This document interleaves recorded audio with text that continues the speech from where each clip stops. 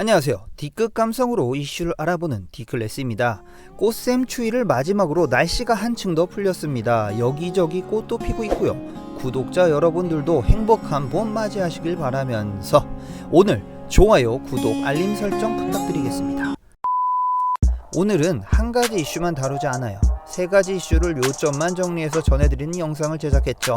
간단히 요약해서 빠르게 알려드릴 테니 박자 잘 맞춰 따라오시길 바랍니다. 첫 번째 이슈, 논란이 되고 있는 LH 땅 투기 의혹 고위 간부급 인사의 자살 이슈예요. 참 예상은 어느 정도 했죠. 이렇게 빠르게 진짜로 일어날지는 몰랐습니다. 대략적으로 설명드리면 이번에 정부가 발표한 3기 신도시를 중심으로 땅 매수를 잘 살펴보니 LH 직원들의 이름이 쏟아져 나왔고, 이를 발견한 시민단체가 언론에 알리면서 시작된 이슈예요.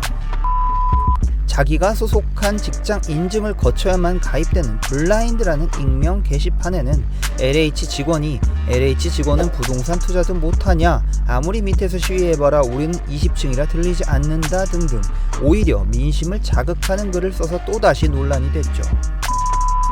일반인들은 모르는 정보를 본인들은 행정을 하는 단체이기 때문에 먼저 알고 그 정보를 이용해서 집이든 땅이든 매수를 했다면 불법적인 사항이 맞죠? 맞습니다. 그러려고 입사한 거다, 아무리 처벌해봐라 어차피 평생 월급으로 버는 돈보다 많이 번다, 이런 말도 안 되는 민심을 자극하는 글을 써댔습니다.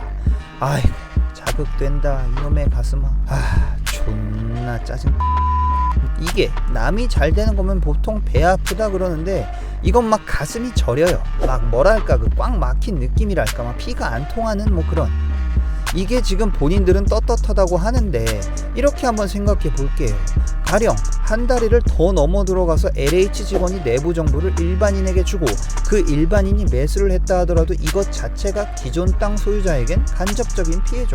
그 정보만 없었어도 기존 땅 주인은 잘 갖고 있다가 국가의 엄청난 보상을 받았을 텐데, 이런 내부 정보 거래가 몇십억에 몇백억의 손익이 오고 가는 상황인 겁니다. 법적으로 문제가 없더라도 도덕적, 양심적으로 상당히 큰 문제죠. 그 전 토지주에게 미안하지도 않습니까? 이건 약탈이나 마찬가지예요. 물론 매우 뛰어난 분석가가 저런 내부 정보를 없이 하이리스크를 감당하는 매수를 했다면 성견지명이라 할 수 있고 성공한 투자자다라고 할 수 있겠지만 이건 참 종이 한 장 차이죠. 저런 내부 정보 거래가 있었다 없었다 이 하나로 말입니다. 저렇게 한 다리를 건너야지만 입증하기도 힘든 상황인데 지금은 뭐 대놓고 LH 직원인 상황인 겁니다. 이렇게 되면 입증하기가 힘든 상황이 아니라 돌고래 IQ가 아닌 이상은 합리적 의심이 들 수밖에 없죠. 리스크가 없어 본인들이 아니까 정해진 개발, 정해진 투자, 정해진 이익, 기존 토지 매도자는 간접 피해, 또 남은 국민들도 간접적인 피해. 이런 파국이 지속되면서 해당 투기가 밝혀진 기간 내 사장을 임했고 지금은 국토부 장관으로 계신 변창흠 장관님, 이런 사람마저 두둔하는 발언을 했다가 여론의 문매를 쳐맞고 지금 거의 파국에 이르렀죠.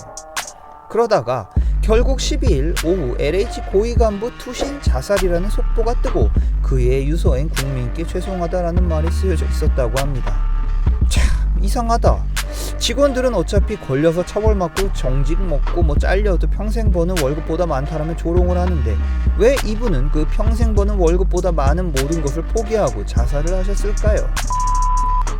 그리고 그 다음 날인 13일 오전 10시 경기도 파주에선 또 50대 LH 직원이 목을 매 숨진 채로 발견돼요. 이분은 투기 의혹 관련 조사를 받고 있었다고 합니다. 정부는 LH 투기에 대해 대대적인 환수 조치를 하겠다고 운을 띄운 뒤 자살이 벌써 두 번째입니다. 왜일까요? 문재인 정부 존나 무섭습니다. 간단히 알아보죠. 예를 들어 지금 LH 투기 양상이 여러 명이서 몇십억의 빚을 내 투기를 한 게 대부분의 상황인데 이것이 환수되고 빚은 그대로 남으면 그만 알아보죠. 근데 한 가지 이상한 게 이명박근혜 때는 다들 깜빵을 가던데 이 정부는 죄다 자살을. 그만하겠습니다. 결국 변창흠 장관은 사임을 표명했고 사실상 문재인 대통령이 이를 수용했다가 13일까지의 내용이었습니다. 하루빨리 이 문제가 해결되고 어음한 국민들 마음적 정신적 피해보지 않게 3기 신도시도 차질없게 진행하여 많은 국민들이 주택 수요를 누릴 수 있길 바랍니다. 자, 두 번째 이슈. 윤호 코로나 지침을 어기고 불법 유흥주점에서 경찰 단속. 뭐 되도 않는 연예 기사를 이럴 때 터뜨립니까? 그만 알아보겠습니다. 자, 세 번째 이슈. 구미 3세 여아 사망 사건. 북구미시 한 빌라에서 당시 3세였던 여아가 이미 사망해 있던 것을 아래층에 살고 있던 외할머니 성모 씨가 발견하여 신고.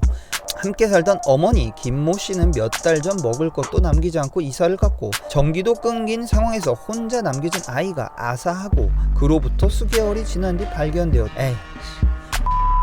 그만 알아볼래요. 다 하나같이 열받는 내용뿐입니다. 여러분, 제가 진짜 진지하게 한 말씀 드리겠습니다. 왜 저런 아동학대, 연예인 도덕 문제 등등등 열받는 자극적인 기사들이 요즘 쏟아집니까?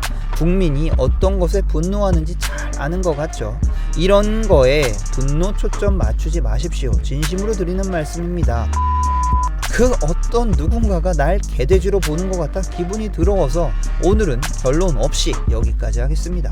시청해주셔서 감사합니다.